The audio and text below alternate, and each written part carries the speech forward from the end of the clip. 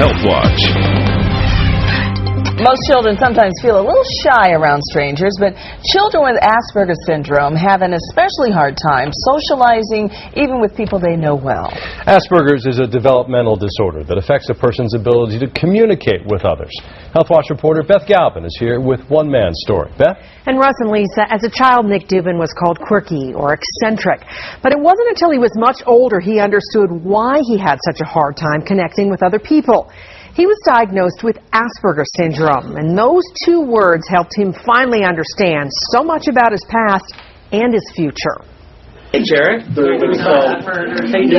effort. This is Nick Dubin, the 33-year-old, confident, successful author at a book signing.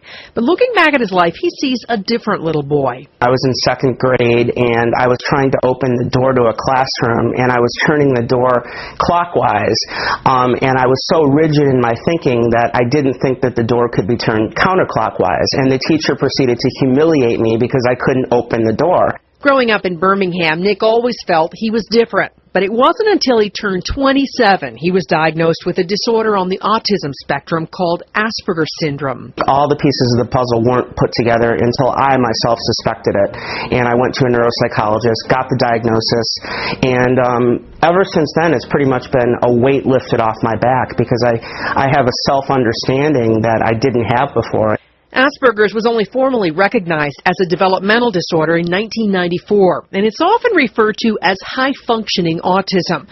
But the symptoms can be very subtle. It's the socially awkward child, the child who doesn't understand social boundaries, doesn't make eye contact, or the child who becomes overly focused on one interest. I've always had difficulty in social situations, and that affects all aspects of life, whether we're talking about relationships, employment, whatever.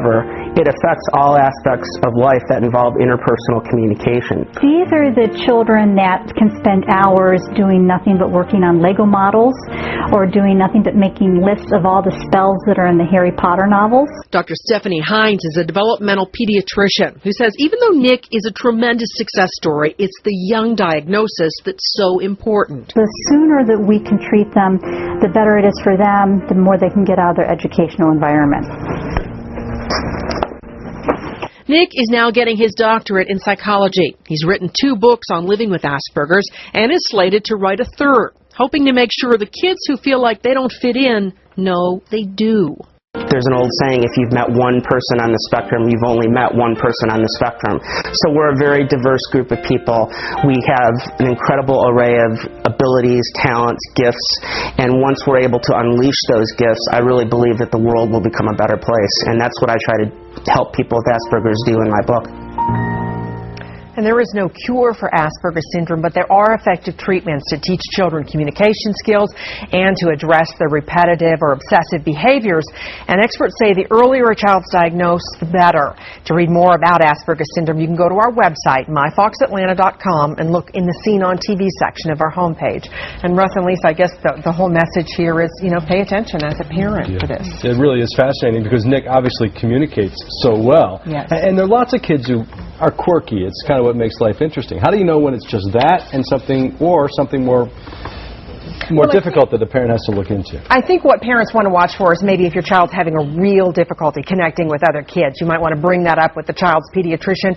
And experts recommend that before you go see the doctor, write down some of the behaviors that you're seeing to ask the doctor about. Also bring a notepad and have some questions written down so you don't get nervous in there and not get the answers that you want. All right, Beth Galvin, thanks. Thanks.